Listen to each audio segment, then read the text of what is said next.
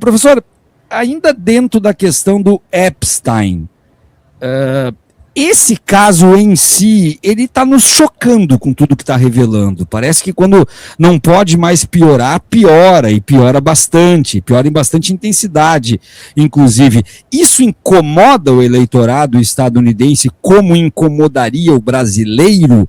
Incomoda na mesma proporção? Ele perde a adesão do eleitorado com esses vídeos e imagens que estão aparecendo, que são abjetos?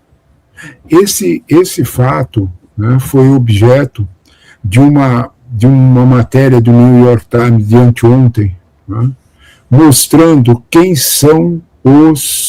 como são feitas as publicidades do ICE. Ritos, palavras, até música de supremacistas brancos estão sendo usados para a propaganda de você, se você quiser ir trabalhar no ICE. Uhum. Isso extrapola, Viaro, qualquer limite. Quando foi questionado pelos jornalistas, olha, mas esses ritos aqui são dos Proud Boys, são músicas dos Proud Boys, são músicas racistas, são músicas de supremacistas brancos. Não é coincidência de palavras, são as mesmas explicações. A música é a música dos Proud Boys. Então, quando nós olhamos para um quadro como esse, não há dúvida alguma que se está pretendendo acentuar a visão segregacionista americana para, agora vamos lá o que interessa, recuperar votos. A intenção é essa.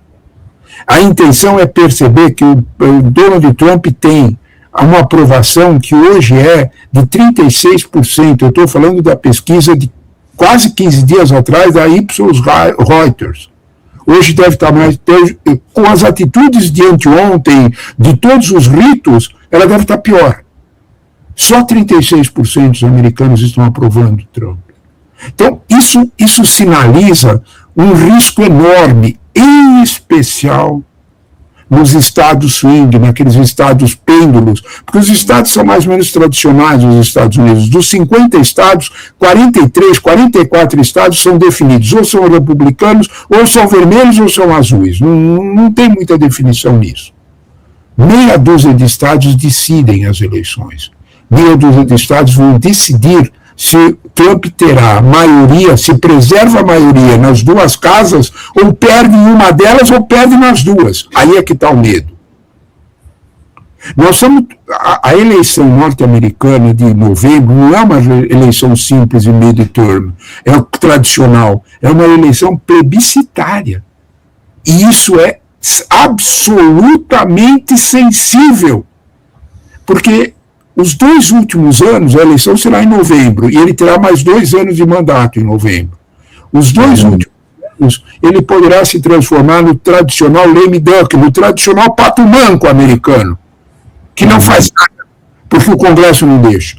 Se ele perder a maioria em uma das casas, e veja bem, ele tem 218... Não precisam ser nas duas. Não precisa ser nas duas. Não precisa. Basta uma. Porque Trump é tudo que o outro faz. É conselho federativo. É o mesmo princípio que no Brasil. O Senado americano são 100 senadores, 2 para cada estado, os representantes do estado. Mas as leis, de fato, são feitas pelo representante do cidadão, que está na Câmara, 435 votos. Se ele perder um dos 2, ele não governa mais. Dado a dura realidade. Observe. E mesmo para aprovar o orçamento, ele teve que aceitar o freio dos democratas, porque para aprovar o orçamento não é maioria simples, ele precisa ter 60 votos. 60 votos, ele não tem 60 votos no Senado, ele tem 50. O Senado americano está 50-50, é 100. Com o vice-presidente, está na Constituição, decidindo a eleição. Ele não tem 60 votos. Ele conseguiu passar o orçamento shutdown de agora porque se combinou que segurava o orçamento do DHS, do Departamento de Segurança Interna, do Home Security, exatamente do que nós estamos falando, do Einstein. É neste contexto que a gente tem que olhar na função plebiscitária. Geralmente, as eleições de midterm são análises estaduais, são julgamentos de procedimento daquele deputado e de outro. Não é isso que está acontecendo. Está acontecendo um julgamento do governo Trump. E no sentido mais grave para ele. Porque, de alguma forma, a inflação americana está atingindo principalmente os mais pobres, está atingindo principalmente os salários mais baixos. É aí que está o perigo, porque os estados swings são exatamente os estados que têm os índices de salariais mais baixos, em que a hora trabalhada não paga nem sequer os $15 do salário mínimo. Então, é neste contexto que Trump está preocupado dessa forma, porque ele pode perder os 4, 5 votos que ele tem, principalmente na Câmara, que lhe garante a maioria. Está 218 a 214. Cuidado, ele está bem ameaçado de perder mesmo essa maioria. E aí eu tenho a dúvida, eu lhe perguntei da questão do caso Epstein, qual a influência disso. E aí eu vou lhe perguntar mais 2 questões de influências em matéria de popularidade. O que tem mais peso, no seu entender? A ação do ICE ou a política externa expansionista e maluca do Trump de invadir tudo que é lugar? Essa pergunta é ótima, Viara. Porque essa pergunta justifica, né, como é que Trump vai trocando de cenário. Fica o cenário da vez. Ele prometeu na campanha eleitoral que no dia seguinte, todo mundo lembra disso, que no dia seguinte que ele chegasse à Casa Branca, a guerra da Ucrânia acabava. Né? Acabava para quem? Ele esqueceu de responder essa pergunta. Acabava para o Zelensky, né? Porque quem continua avançando são as tropas russas. Quem dita as regras do acordo são as tropas russas. Então, de alguma forma, esquece a Ucrânia, porque a Ucrânia não vai ser. Gaza é o que é. Gaza é a situação dramática que ele não consegue impor nenhuma realidade nova em Gaza. Sobrou dele fabricar uma crise onde ele não precisava fabricar, no Irã.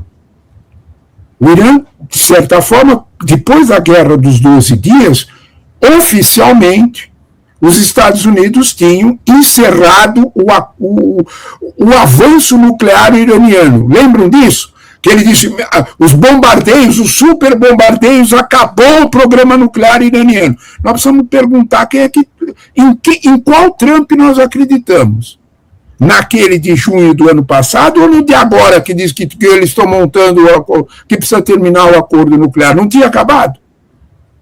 É nesse contexto exato que a gente, na ausência de feitos internacionais para chamar de seu, é que a gente tem que entender esse quadro. Viara, você tocou num ponto central, porque Trump ousou e ele pressionou a Noruega e pressionou países da Europa do Norte para tentar ganhar o Prêmio Nobel da Paz, porque não tinha outro feito. Olhando de 7 a 8 guerras que ele jurou que tinha terminado. O Wall Street Journal Wall Street Journal vejam bem, hein, é um jornal bem limitado. Do mercado financeiro. Exatamente. Essencialmente financeiro, é do Murdoch. O jornal do Murdoch. Então, quando você olha para ele, das 7 ou 8 guerras, nenhuma delas acabou, é tudo mentira. Então, não tem feito internacional para compensar a crise da inflação. Se você me permitisse uma linguagem dos meus alunos, eu acho que o Dr. Trump está em inferno astral, viu, Viário? Ele não escapa muito disso. É um inferno astral de 2 anos, né? É muito engraçado. Ele tem toda a razão. É um inferno astral mesmo. Pior que essa gurizada, que no meu estado a gente fala gurizada, né? Pior que essa gurizada não usa inferno astral só como linguagem retórica, eles acreditam piamente em tudo isso. Sim! E eles provam para você que existe. Sim. E aí você fica olhando para eles e acha melhor não tocar no assunto, deixa para lá. Esse é professor também em período integral, de manhã, de noite. É exatamente isso que você está falando. É melhor deixar para lá. Tem coisa que a gente não insiste. É melhor.